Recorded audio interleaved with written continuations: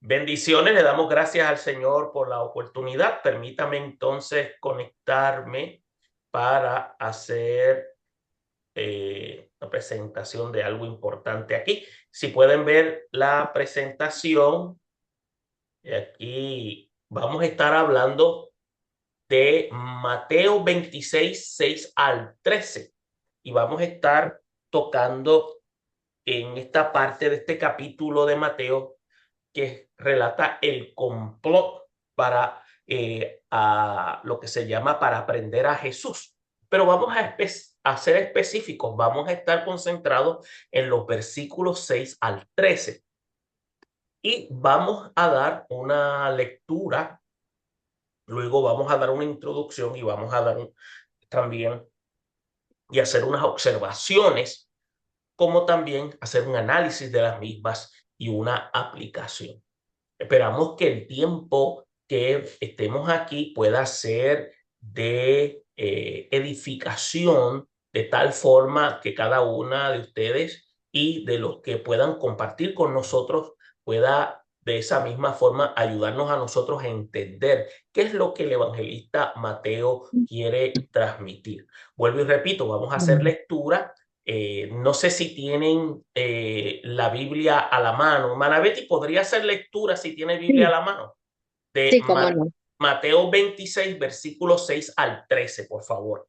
Si lo Ok. puede hacer. Déjenme Aquí va. entonces cerrar aquí para conectarme con ustedes. ¿Qué dice la lectura, por favor? Dice así, y estando Jesús en Betania, en casa de Simón el leproso, vino a él una mujer con un vaso de alabastro de perfume de gran precio, y lo derramó sobre la cabeza de él, estando sentado a la mesa. Al ver esto, los discípulos se enojaron, diciendo, ¿para qué este desperdicio?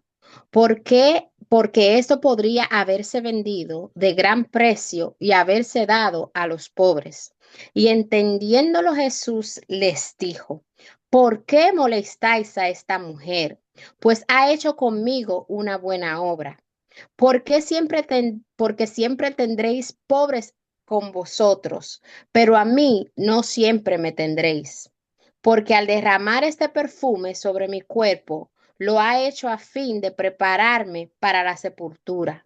De cierto os digo que donde quiera que se predique este evangelio en todo el mundo, también se contará lo que ésta ha hecho para memoria de ella. Interesante la lectura, muchas gracias. Fíjese, Amén. este relato que hace Mateo en estos versículos 6 al 13, lo que hace es que nos presenta una escena que es bien significativa en los momentos finales del ministerio terrenal de Jesús. Es por eso que esto encierra lo que podríamos decir una riqueza espiritual y a la misma vez de teología práctica en la cual convierte una joya dentro de este evangelio de Mateo. Y para que tengamos una idea clara, esto se sitúa en Betania, que es un pequeño pueblo que está en las afueras de Jerusalén, donde Jesús se encuentra en casa de el llamado Simón el leproso. Y se hace una referencia, ya que sugiere que hay un acto de lo que se conoce como inclusión y gracia, pues este hombre Simón había sido sanado por Jesús, ya que había sido restaurado por el mismo Jesús durante su ministerio. Ahora, cuando vemos a este evento de una forma en la cual podríamos decir dentro de un contexto íntimo e inesperado, que entra una mujer e irrumpe con un acto de adoración y de una manera extravagante, eh, en la cual ella rompe lo que podríamos decir un frasco de alabastro que está lleno de perfume y que el mismo es bien costoso, y lo derrama sobre la cabeza de Jesús. Esto prácticamente es un gesto que va más allá del valor material. Es una expresión, podemos decir, de amor profundo, como a la misma vez de devoción y entrega total. Pero hay algo interesante cuando estaban ustedes leyendo. Los discípulos rápido hacen un comentario porque mientras está ocurriendo esto, ellos interpretan esto como un desperdicio y Jesús lo declara como una buena obra que es digna de ser recordada por toda la historia. Entonces, se está viendo lo que se conoce como una especie de contraste entre la visión humana y la divina que queda entonces en evidencia. Lo que parece irracional o innecesario desde la lógica humana, para Dios puede ser lo que se llama una ofrenda preciosa y de carácter significativo. Esto es interesante. Ahora, dentro de un marco teológico, el pasaje que presenta Mateo, él señala que hay una cercanía de la pasión de Cristo, porque Jesús interpreta este ungimiento como una preparación para su sepultura, lo cual está demostrando su plena conciencia del sufrimiento y muerte que está por venir. Esto es interesante. Y al mismo tiempo, él está resaltando la centralidad de su persona en la experiencia de fe. Entonces, fíjese lo que dice, a los pobres ustedes siempre los van a tener cerca, pero a mí no me van a tener todo el tiempo, estoy parafraseando. Entonces, estas palabras lo que presentan es que no disminuyen el valor del servicio social, pero colocan al Mesías como la prioridad suprema. Ahora, si usted lo analiza dentro de un marco de lo que es la aplicación, estos textos que son múltiples, lo que hace es que nos retan a considerar que nosotros debemos estar dispuestos a ofrecerle a Jesús, a reconocer el valor del amor sacrificial y a no juzgar las expresiones de fe ajenas sin comprender su motivación. Entonces, esto nos llama a vivir con sensibilidad espiritual ante los momentos únicos que Dios pone frente a nuestras vidas. Es por eso que cuando vemos estos versículos del 6 al 13, esto no está solamente narrando un acto devocional, sino que también está revelando el corazón de un Dios que valora a los hombres que desprecian y nos invita a responderle con todo lo que somos y tenemos. Y aquí esta mujer que era despreciada, Dios no le está despreciando en la persona de Jesús. Entonces, si usted analiza, vamos a observar cuidadosamente, porque habíamos dicho que íbamos a hacer una observación. Habíamos señalado que estaba en Betania, donde ocurre el evento. Aparece la mujer, se acerca con un frasco de alabastro lleno que es costoso. Entonces, ¿cuál es la identidad de esta mujer? Miren, para ser más específico, saber la identidad, pues yo tendría que ir a otro evangelio. Pues si usted busca en su Biblia, puede buscar en Juan, el capítulo 12, versículo 3. Ella es identificada como María, la hermana de Marta y Lázaro. Ahora, el frasco de alabastro era un material fino y el frasco probablemente estaba sellado, que en la cual estaba indicando la pureza y el valor del contenido. Y esto es interesante. Y el perfume era costoso y posiblemente era nardo. Era puro, era extremadamente valioso y equivalía al salario de un año. O sea, ella, para los efectos de los que estaban criticando, ella había votado el salario de un año. Es interesante. Ahora, en el aspecto de ungimiento, este acto lo que está haciendo es prefigurando a la unción para la sepultura de aquel que iba a morir por la raza humana. Pero los discípulos, acuérdense, ellos están en proceso de aprendizaje, no están entendiendo eso, pero Jesús se lo está dejando ver más adelante y estamos viendo cómo Jesús permite que ella lleve a cabo este proceso porque no iba a haber tiempo. Por eso es que estamos viendo la reacción de los discípulos que se indignan considerando el acto como un desperdicio. Por eso es que yo me puedo adelantar diciendo que el primero que empezó a criticar eso fue Judas Iscariote. Si usted lo puede buscar, mire, no se lo estoy diciendo porque lo estoy imaginando. Eso lo podemos decir porque el evangelista Juan, en el capítulo 12, versículo 4 al 6, señala que el que estaba liderando la crítica era Judas. No la estaba liderando por preocupación por los pobres, sino por codicia. Entonces, acuérdese, los discípulos están argumentando que el perfume podría haberse vendido y el dinero dado a los pobres, según el punto de vista. Entonces, es como dice hermana Carmen, que fue Judas. Me lo está confirmando. Entonces, y es que lo dice el documento bíblico. Lo que pasa es que estamos utilizando a Juan como una referencia, porque es parte del elemento sinóptico, ¿no? Entonces, miren lo que dice Jesús. Miren, a los pobres ustedes los van a tener. Jesús lo que está haciendo es que está señalando que siempre van a haber oportunidades para ayudar a los pobres, pero su presencia física es temporal, la de él, se está refiriendo a él. Entonces es interesante que esta preparación para la sepultura, Jesús lo interpreta para ellos como el acto, como lo que se conoce, y lo habíamos dicho a manera introductoria, como la preparación anticipada para su entierro. Acuérdense que cuando Jesús se lo lleva no había tiempo después que se muriera ni para limpiarlo prácticamente. Por eso es que cuando él lo llevan a la sepultura, el domingo en la mañana es que lo iban a darle el tratamiento.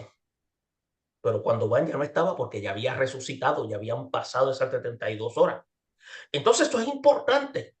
Entonces estamos viendo aquí lo que se conoce como el valor de la adoración extravagante.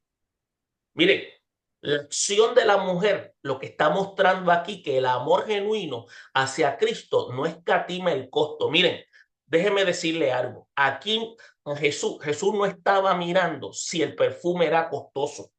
Posiblemente si la mujer no tenía perfume y lo que ella le iba a poner era agua de piringa, a Jesús no le importaba, porque Jesús lo que estaba viendo era la intención de esta mujer. ¿Estamos claros? Esto es importante, porque acuérdese, lo que Jesús mira es la intencionalidad del corazón. Por eso es que hay algo importante, que es lo que se conoce como las prioridades. Es por eso que es como se menciona, como dice usted, hermana Carmen, fue un gesto de gran amor, porque es algo que salió del ser. Y es importante porque en los discípulos el pasaje invita a que se reflexione sobre nuestras prioridades. Y eso implica servicio a los demás versus devoción directa a Cristo. Esto es importante. Entonces, hay otro aspecto que es reconocimiento de la identidad de Jesús. La mujer parece comprender la verdad y la naturaleza de la misión de Jesús que más que los propios discípulos. En otras palabras, esa mujer que era rechazada, ella reconoce que él era el Mesías, el que hablaba las profecías. Por lo tanto, lo que está haciendo esa mujer ahí es lo que se podría llamar como un acto profético. Ella posiblemente hasta sin saberlo plenamente, la mujer lo que hace es que participa y lo que hace también es anticipa la muerte y sepultura del Mesías. Entonces, esto también lo que hace es que desafía a las normas sociales. Por eso es que la mujer rompe con las convenciones al acercarse y tocar a un hombre durante una comida. Eso no se podía hacer, mostrando que el amor por Cristo trasciende las normas culturales. ¿Se da cuenta? Esto es interesante. Y algo interesante es que lo que está haciendo ella, eso en cierta medida da la impresión de que ella no tenía velo. Y la única forma que lo podía hacer era con su cabello. Y las únicas personas que podían ver el velo de una mujer era el padre y el marido. Estaba la gente, lo que se llama histérica, porque eso no se podía hacer. Y el primero que se tenía que quejar era Jesús y no se quejó. Para que ustedes vean que Jesús trasciende sobre la cultura. Porque cuando Dios ve la intencionalidad del corazón, todo elemento cultural queda nulo. Entonces, usted va a ver lo que se llama el aspecto de este pasaje que destaca la apertura de Jesús hacia las mujeres y su reconocimiento de su fe y sus acciones. Se da cuenta que Jesús en ningún momento actúa de rechazo y le pone paro a esta mujer. Posiblemente ante la sociedad, ella no era reconocida, pero Jesús la dignifica, la valora y la reconoce. Entonces, usted está viendo que este acto de adoración auténtica está siendo malinterpretada. Es por eso que las acciones sinceras hacia Dios pueden ser criticadas y malentendidas por muchos de nosotros. Porque nosotros a veces vemos personas porque las juzgamos por sus vidas, cuando en realidad en sus corazones hay un deseo de limpieza, porque en realidad ellos necesitan tener una cercanía con el Dios del cielo, y eso era lo que estaba teniendo esa mujer.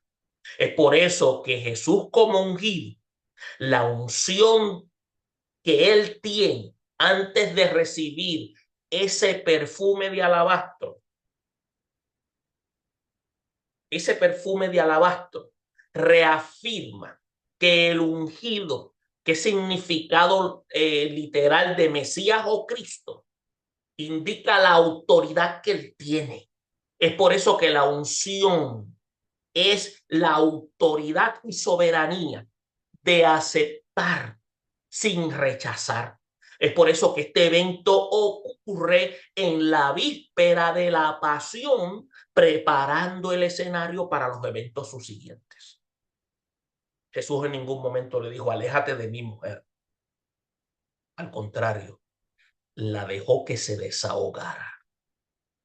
Y es por eso que vemos el valor del acto de amor. Entonces Jesús valora los actos de amor, de devoción, más que las preocupaciones materiales.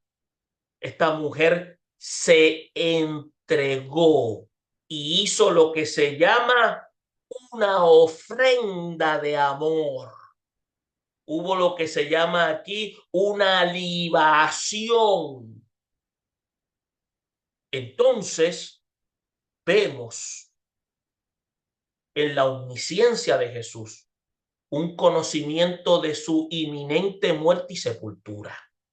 Y también hay un ejemplo de entrega total. La mujer ofrece lo mejor que tiene y esto simboliza una entrega completa a Cristo. Y eso es una adoración genuina. La adoración demanda entrega completa. Es por eso que la importancia de las acciones sobre las palabras es algo que tenemos que tener claro. La mujer no pronuncia palabras. La mujer todo lo que dice lo dice con acciones que comunican amor y comunican fe. Eso es más poderoso que palabras.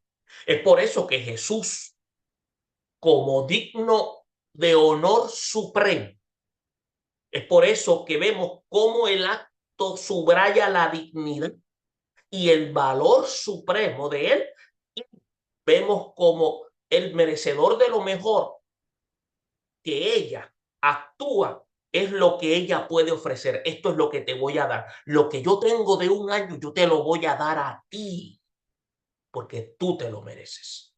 Mire, esto es una lección sobre el juicio sobre gente que se apresura, porque los discípulos juzgaron de manera rápida la acción de la mujer sin comprender su significado profundo. La adoración auténtica es personal. Cada individuo expresa su devoción de manera única. No hay una sola forma correcta de adorar. Eso es importante. Es por eso que podemos decir que hay un impacto duradero de las acciones piadosas. Un acto de fe puede tener repercusiones y ser recordado a lo largo de la historia. Por eso es que Jesús hizo este evento que hoy nosotros estamos hablando de él, porque él declaró que esto iba a ser parte de la historia y que hoy, en el siglo XXI, 8 de abril de 2025, estuviéramos hablando de la hazaña de esa mujer. Entonces, estamos viendo cómo Jesús valora la intención del corazón, más que el valor material. Jesús aprecia la intención y el amor detrás de las acciones. Esto fue lo que se llamaba el proceso de preparación espiritual para la muerte del Mesías. Esta unción, en el aspecto del derramar aceite, actúa como una preparación simbólica para los eventos de la crucifixión. Por eso es que la pregunta, ¿para qué este desperdicio?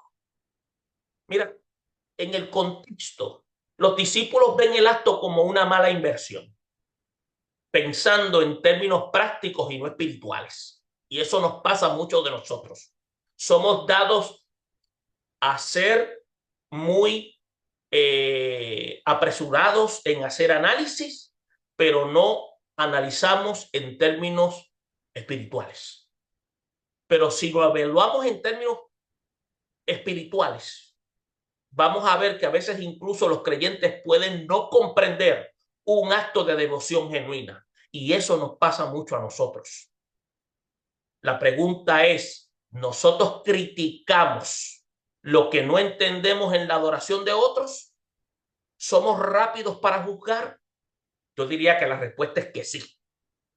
Por eso es que en el versículo 9, porque esto podía haberse vendido de gran precio y haberse dado a los pobres, cuando usted ve el contexto, en apariencia los discípulos muestran preocupación social, pero en su argumento parece piadoso, pero Jesús revela que hay un momento para todo, tanto para adoración y servicio. Es por eso que surge la pregunta, ¿utilizamos excusas espirituales para evitar el sacrificio real por amor a Cristo?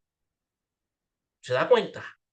Cuando usted ve el versículo 10, cuando dice, y entendiéndolo Jesús le dijo, ¿por qué molestáis a esta mujer? Pues ha hecho conmigo una buena obra. Cuando usted ve el contexto, Jesús está defendiéndola a ella públicamente. Miren esto, Jesús la está defendiendo.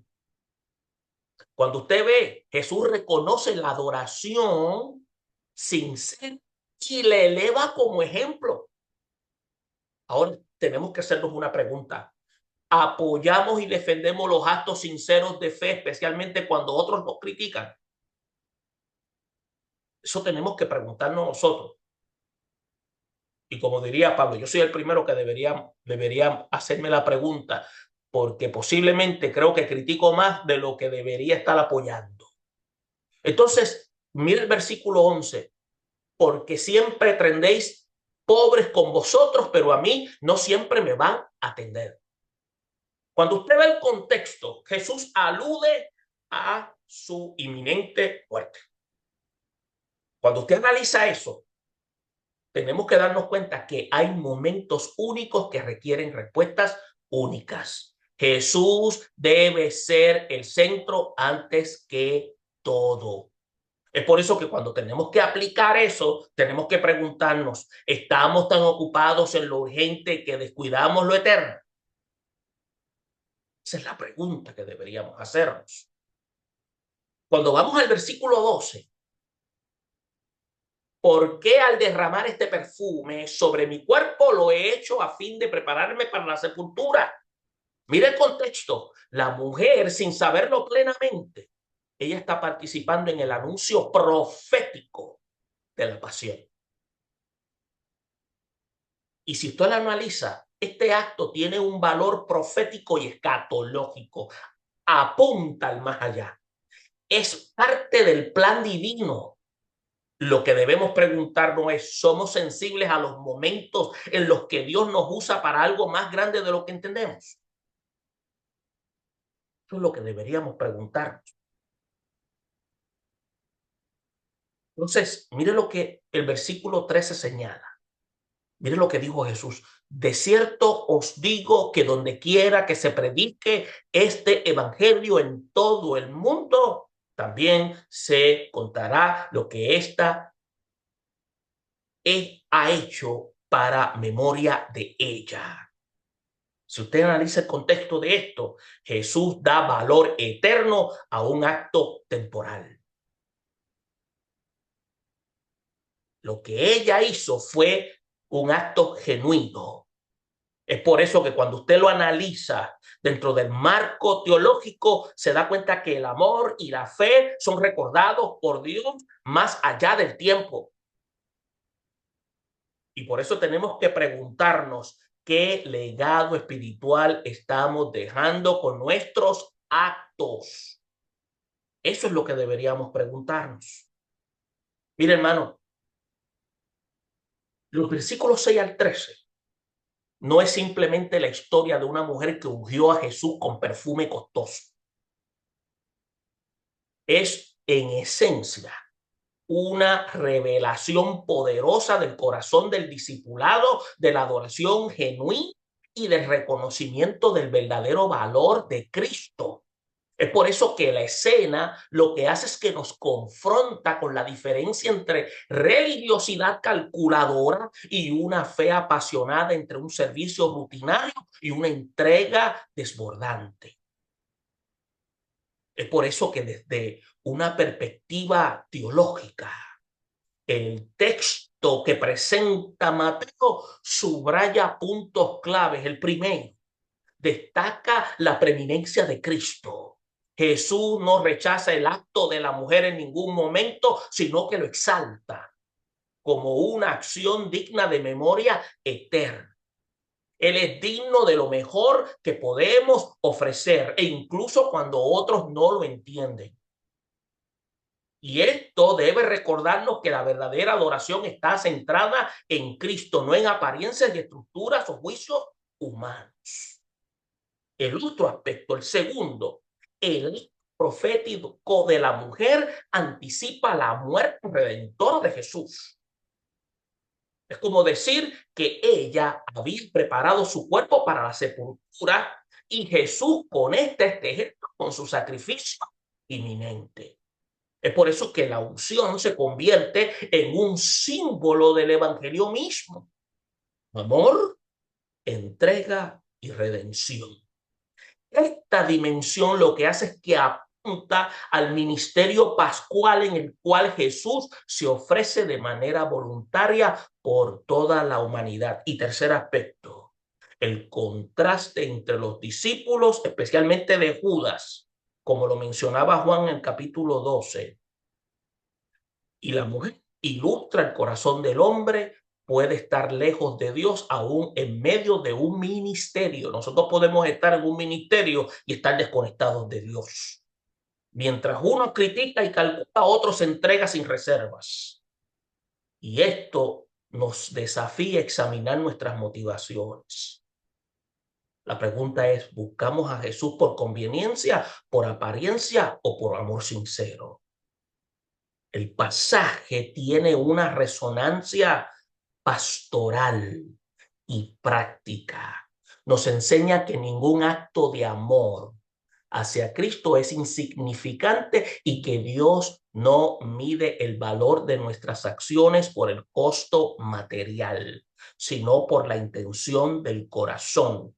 Y también es una exhortación a no sofocar el fervor espiritual de otros, sino a aprender de aquellos que, como esta mujer, reconocen el momento de Dios y responden con fe activa. Si usted lo mira de manera resumida, estos versículos presentan un modelo de entrega radical, una visión correcta del valor de Cristo y un llamado a una adoración auténtica, profunda, profética. Jesús no olvida a quienes lo honran con sinceridad y su amor trasciende todo cálculo humano. ¿Se da cuenta, hermano? ¿Se da cuenta de todo lo que hace el Señor? ¿Algún comentario? Si tienen algo que señalar. Pero ven todo lo que podemos ver a través de lo que el evangelista Mateo quiso decirnos en estos versículos. Tremendo. Entonces, lo que hizo esta mujer fue algo de mayor trascendencia. Fue algo que nos llevó a nosotros a ver cómo él, a pesar de que posiblemente ella era rechazada, Jesús lo que hizo es que le dio acceso a ella. ¿Comentarios o alguna pregunta? Y aquí concluye este análisis de este relato del capítulo 26, versículo 6 al 3. Y es como dicen, es un anuncio profético de la crucifixión.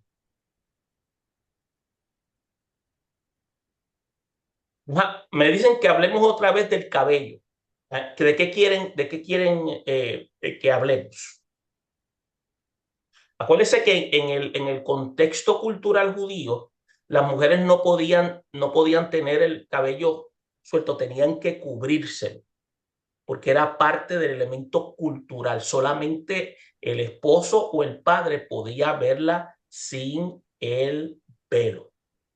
Junior, a mí me hizo mucha resonancia esa parte que usted hablaba de cómo a veces la intención del corazón, que tenemos muchas personas que hacemos un trabajo con amor, con entrega, que tenemos que estamos claros en nuestras intenciones. Yo se lo digo porque como ustedes hemos hablado ya en otras ocasiones, y me venía pensando, ciertamente Dios conoce el corazón de cada persona y nuestras intenciones, aunque otros puedan verlo de otra manera.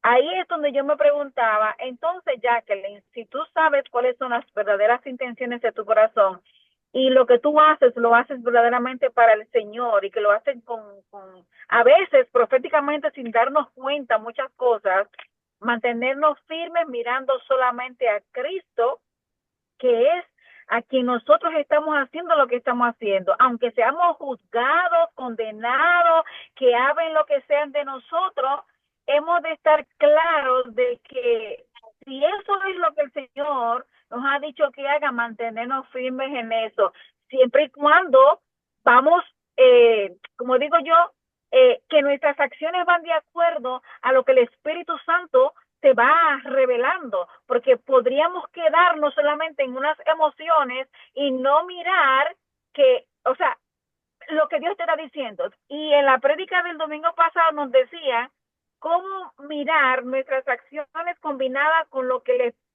nuestro don, lo que Dios nos ha dicho, pero también en los frutos del Espíritu Santo que nos va revelando. O sea, venía pensando y reflexionando en todo esto, me tuve que detener porque realmente ha tocado a mi espíritu todo esto que usted venía hablando y lo que la mujer como tal, esa revelación de esta mujer, cómo Dios la dignifica. Y usted viene hablando todo esto de la dignificación de la mujer, que ciertamente es poderosísimo lo que usted está hablando.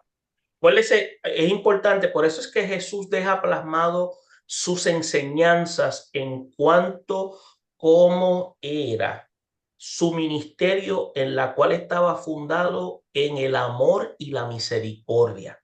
Ese era el evangelio del reino. Y, por ejemplo, la hermana Carmen pregunta que los muertos si eran perfumados antes de la sepultura. La respuesta era que sí. Por eso es que ungir, el concepto de ungir tenía varios significados. Por eso es que, acuérdense, en el Nuevo Testamento, en la carta de Santiago, el concepto de ungir, nosotros tenemos un concepto distorsionado de lo que es ungir con aceite. A la iglesia no se le envía a ungir con aceite. Eso nosotros lo hacemos porque nosotros no hemos entendido el contexto de lo que está diciendo Santiago. Santiago se lo está diciendo a judíos, no se lo está diciendo a gentiles. La carta de Santiago está dirigida a judíos, por lo tanto entra en las cartas generales. Se ungía en el Antiguo Testamento para, para consagrar, pero también se ungía para personas que morían porque estaban enfermos y estaban a punto de morir, y personas que morían se perfumaban. Esas eran razones por las cuales se ungían. Nosotros, nuestras congregaciones vienen y por cualquier cosa ungen una persona. A veces dicen, vamos a ungir una persona que está enferma para que el Señor la sane. Las personas no necesitan ser ungidas para que sean sanadas. Acuérdese, eso que está diciendo la Escritura no se está refiriendo para sanar. Santiago lo está diciendo en un contexto para la comunidad judía. El apóstol Pablo, cuando habla a la iglesia, no se está refiriendo, dice, oraos por unos por los otros, hacer oración. Entonces, acuérdese, nosotros lo que tenemos que hacer es orar. Por eso es que sin darnos cuenta, a veces hay personas que vienen y dicen, yo tengo un potecito de aceite para ungir para los enfermos. Eso, sin darnos cuenta, es fetichismo. Nosotros no hacemos esas ¿Qué? cosas. Fetichismo. Le ¿Qué? atribuimos poder a ciertas cosas que no lo tienen. Fenichis. Entonces, eso no, la iglesia no promueve eso. Nosotros creemos que Dios sana y lo que hacemos es orar por los enfermos, es todo. Pero no tenemos que darle un paño ungido, ungirlos con aceite, porque en las cartas pastorales no se le da esa instrucción a los gentiles. Nosotros entramos en esa categoría. La comunidad judía se oraba y se le habla de ungir con aceite, pero eran los que estaban enfermos porque estaban esperando que murieran. Y eso muchos no entendemos el contexto. Pero, y por qué en los tiempos de los reyes, un ejemplo que se ungió a Saúl, a Para David, consagrarlos, porque en ya, el Antiguo Testamento era para consagrarlos. En la iglesia, se hace como acto simbólico para consagrar, para separar para el servicio, utensilios para el servicio a Dios. Ese era el propósito. Y es importante, el problema es, miren, muchos de nosotros no conocemos los conceptos del Nuevo Testamento porque no entendemos la dinámica cultural de cómo Dios trabajaba en el Antiguo Testamento. Entonces, hacemos cosas porque otros las hacen y ni siquiera los otros explican, sino que dicen, no, el Espíritu Santo me dio esta dirección. Entonces, eso que ellos dicen que el Espíritu Santo le dio choca con lo que dice la Biblia. Y eso hay que tener mucho cuidado con eso. Por eso es que estos estudios inductivos son importantes, porque a través del estudio inductivo usted está viendo qué es lo que está diciendo el autor y cuál es la razón por la cual el autor lo presenta y qué es lo que está trayendo Dios a través de la intención del autor. O sea, en ningún momento hemos dicho, hermano, yo siento de Dios que esto es lo que está diciendo aquí. ¿Por qué? Porque Dios no me está pidiendo a mí mi opinión. Mi opinión no vale nada aquí. ¿Se dan cuenta? Por eso es que analizar de manera inductiva es importante el pasaje. Analizar el pasaje implica investigar qué es lo que Dios quería decir a través de los autores a los destinatarios originales para entender el propósito de Dios. Y es por eso que conceptos como perfumar los cuerpos, ungir con aceite en términos generales tenía propósitos específicos. Y eso es importante. Y es importante conocer los contextos culturales para nosotros poder entender por qué en ciertos aspectos se dirigían de esa forma. Miren, esa mujer que entró allí, y si ustedes notan, si Jesús no hubiese estado, lo hubiesen sacado de allí, la hubiesen sacado. Entonces, no la sacan, porque en el plan de Dios, Dios trajo una enseñanza y da a demostrar cómo el reino de los cielos, ¿qué hace? Es inclusivo en el sentido de que la cultura genera cierto grado de distanciamiento, pero el reino de los cielos no. El reino de los cielos lo que hace es que acepta. El reino de los cielos busca corazones que estén dispuestos a adorar de manera genuina. Y eso fue un ejemplo de una adoración genuina. Y estas son cosas que el reino de los cielos le estaba demostrando a través de esta acción de esta mujer, cómo era. Acuérdense, los discípulos, por eso es que se llamaban discípulos, porque estaban en proceso de aprendizaje. Ellos tenían tantas cosas en su mente que el Señor le estaba rompiendo con paradigmas, entiéndase paradigmas, con modelos que la ley, que la habían distorsionado tanto los escribas y fariseos, de tal manera que Jesús le estaba aclarando cuál era la dinámica del reino de los cielos. Y la dinámica del reino de los cielos, sus bases estaban ¿en dónde? En el amor y la misericordia. Y eso es importante. Entonces, en la dinámica del reino de los cielos es algo que Dios se lo dejó plasmado a la iglesia naciente. El amor y la misericordia. Ustedes se van a dar cuenta que muchos de los milagros que Jesús ejecutó los hizo sábado. Búsquese en los anales dentro de la ley. ¿Qué era lo que se prohibía hacer los sábados? No, pues no se prohibía sanar. Era que ellos ponían como exigencia que no se hiciera eso. Pero a ellos cuando un buey se le caía en una zanja, ellos lo sacaban. ¿Se da cuenta? Ellos tenían doble vara. Los religiosos. Entonces, en la ley hablaba de que había un subterfugio. ¿Qué pasaba? ¿Qué hacía inoperante la ley? Cuando había una necesidad legítima. Necesidades legítimas. Una persona enferma. Había que atenderla. La misericordia y el amor jugaban una prioridad y hacía inoperante el día de descanso. Esas cosas, los conocedores de la ley no te lo decían. Y eso es importante, que nosotros sepamos esos aspectos. Por eso es que cuando uno va conociendo lo que la palabra va revelando en términos de lo que está escrito en la historia, cuando vamos indagando, acuérdese que la Biblia es un tratado teológico, no es un libro de ciencia. Eso hay que investigar, hay que buscar información adicional que complementa lo que hemos leído. Lo que estamos diciendo aquí es algo que se analiza, que se busca y que se explica. No es basado en que, no, yo siento que esto es lo que está diciendo pasar. Lo que nosotros sentimos es irrelevante. ¿Qué es lo que se ha descubierto? ¿Qué es lo que se ha encontrado? ¿Qué es lo que dice la idea del pensamiento de aquella gente y cómo Dios lo contrarrestó? Y ahí es donde usted va uniendo el rompecabezas y se va dando cuenta cómo Dios rompía los paradigmas. Entiéndase paradigmas como los formatos que tenían a la gente manipulada.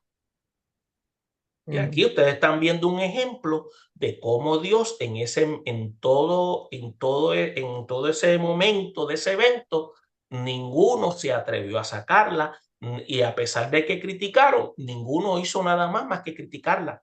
¿Qué demostró en ellos? Todavía estaban en proceso de aprendizaje y todavía le faltaba mucho por madurar. ¿Se da cuenta? Entonces, ese acto de esta mujer demostró lo que es una verdadera adoración en espíritu y en verdad.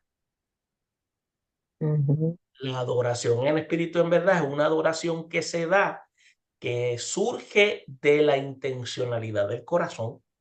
Se da cuenta que la adoración no tiene que ver nada con cántico. El cántico es una porción, pero no es el todo. Nosotros hemos comprimido la adoración en cánticos. Pero lo que es el grueso de la adoración es una vivencia para demostrar la obra transformadora de nosotros que ha hecho Dios en nuestra vida. Si yo adoro a través del cántico, pero si en mi vida cotidiana es una vida irresponsable, yo hago negocios turbios, mi vida de adoración no sirve. Yo lo que soy es religioso. Entonces, la retórica de mi adoración es basada en sentimentalismo, es un romanticismo religioso. Entonces, ustedes miren si es tan superficial que todos los domingos nosotros sentimos la presencia del Señor. Un creyente que adora genuinamente, la presencia del Señor siempre está en él y no la tiene que sentir porque está en él. Se supone. Está en él porque desde el momento en que se convirtió, la presencia del Señor está en él. Lo que pasa es que muchos definen la presencia del Señor con sacudirse, brincar, saltar, llorar. Esos son respuestas somáticas como resultado de una iluminación que Dios produce. Entiéndase, iluminación, entendimiento. No es que vino una luz. Nosotros tenemos una comprensión errónea de lo que es la presencia del Señor. Entonces nosotros lo que tenemos es lo que nosotros vamos y nos reunimos en los templos a sentir emociones, pero no es la presencia del Señor, la presencia del Señor la tenemos. Amén. Gracias por decirlo, Junior, porque yo tenía también siempre me decía, ¿por qué en las iglesias se dice, hoy yo siento la presencia del Señor? Y yo me decía dentro de mí, pero es que la presencia del Señor debe estar siempre con nosotros, aquí, afuera, donde quiera que estemos. Está siempre una vez una persona llega a la fe, el Espíritu Santo mora en usted y esa es la presencia del Señor. Es como dice, hermano, bajó la unción. Pues si bajó la unción, bajó tarde porque la unción bajó desde Pentecostés. Espero que ustedes vean lo poco que nosotros leemos las escrituras. La unción bajó desde Pentecostés. Miren lo que dice Juan, nosotros tenemos la unción. Nosotros tenemos la unción. ¿Qué es la unción para nosotros? La unción para nosotros es agitar a la gente. Eso es unción. O que la gente, miren, hoy en día no se predica, hoy lo que se hace es coaching. Hoy lo que se hace es coaching. Miren, usted quiere lo que es coaching. Le dicen a la gente, tú tienes que ser como David. Tú tienes que ser como Débora. Eso no es predicar. Eso es humanismo. La Biblia me dice que yo tengo que alcanzar la estatura de Cristo. Yo no tengo que alcanzar la estatura de David. David fue David. Débora fue Débora. Yo tengo que alcanzar la estatura de Cristo. Ellos fueron individuos de su época. Ustedes son individuos de su época. Y eso demuestra que nosotros no estudiamos la palabra como debe ser y lo que estamos predicando no es la palabra de Dios. Estamos haciendo coaching en vez de predicar la palabra. Y estamos estimulando a la gente. Entonces, ¿qué pasa? Viene y le dice, tienes que ser un David para que enfrente los Goliat en el mundo. Entonces los Goliat son todos los demás que se contrarrestan con nosotros. Pues miren, todos los demás son personas que necesitan a Cristo. Ellos no son Goliat. Ellos son personas que necesitan al Señor. Para que ustedes vean lo incorrecto que estamos nosotros transmitiendo el mensaje. Usted y yo lo que necesitamos es día a día alcanzar la estatura de Cristo. Es lo que necesitamos. Usted no necesita ser como David. Usted no necesita ser como Pablo. Usted no necesita ser como ninguno de los discípulos. Usted necesita ser usted alcanzando la estatura de Cristo. Amén. Porque todos los que están en la Biblia, ¿usted sabe quiénes eran los únicos perfectos en la Biblia? Dios y la historia. Porque todos los demás, la historia no pulsó en contar las verdades de cada uno de los autores de la Biblia. Y Dios reveló todo lo que tenía que decir dentro de la historia. David fue David. Saúl fue Saúl. Abraham fue Abraham, embustero. Jacob fue otro con su conducta. Cada uno de nosotros tenemos que alcanzar la estatura de Cristo. Nosotros tenemos que cambiar nuestra dinámica y que nuestra adoración sea genuina, como le dijo Jesús a la mujer samaritana, adoradores en espíritu y en verdad. Le estamos dando a la gente espectáculos que están en plena competencia los espectáculos del mundo. Nosotros no tenemos que entretener a la gente en la iglesia. Nosotros tenemos que darle a la gente lo que la gente necesita saber y dejarle saber que la única manera que pueden tener vida abundante es cuando escudriñan la palabra. Mire, hermano, yo siento vida abundante cada vez que me sumerjo en la palabra, cuando saco momentos para dialogar con Dios, vida abundante. ¿Por qué? Porque cuando entonces comparto con los de afuera, les puedo hablar de lo que es Dios. Y cuando llegan los momentos de crisis, miren, a mí me dan deseos y me desespero porque es humano y natural, pero a la misma vez experimento un sentido de rumbo en medio de la crisis porque Dios a través de la persona del Espíritu Santo me ha dado promesas y me agarro de esas promesas. Y no tengo que esperar que venga alguien para que me venga a decir palabras porque ya la palabra me habló. Y hemos convertido nuestras reuniones como si fueran centros espiritistas, para que Dios nos venga a hablar. Como frases como hay una palabra poderosa para ti, tengo palabra profética. Eso es lo que nos gusta. Entonces, cada vez lo que estamos haciendo es que las personas menos escudriñan la palabra, menos y entonces cada vez que vienen es a estimular las emociones. Bueno, ya el tiempo concluyó. Espero que esta sección haya sido de bendición, pero tenemos que entonces ver cómo esta mujer, de la manera que ella fue genuina en su entrega, nosotros podamos también ser de esa manera, de tal forma que nuestra adoración sea genuina, porque Dios busca que nuestra adoración sea una genuina para alcanzar la estatura de Cristo. Para que ustedes vean cómo las mujeres de la Biblia, con sus defectos y virtudes, fueron transparentes en un mundo machista. ¿Y quién fue el que las validó? Cristo. Cristo fue el que las validó. No fue la cultura. Imagínense si las validó, que él cuando declaró que esa historia iba a ser hablada, estamos hablando de ella hoy. Así es. Para que ustedes vean, o sea, para que ustedes vean la certificación que Dios le dio a esa adoración.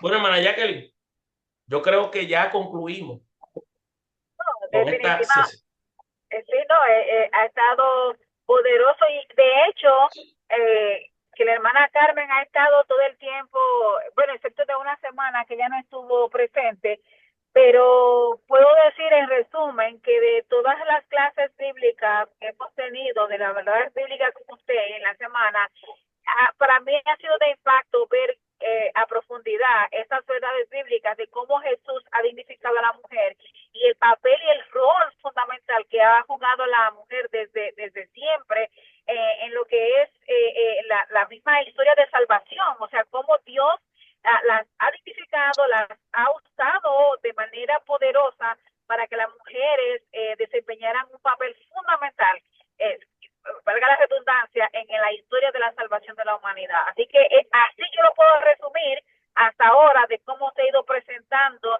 la forma como ha presentado cada uno de estos episodios bíblicos en la que la mujer ha jugado este papel.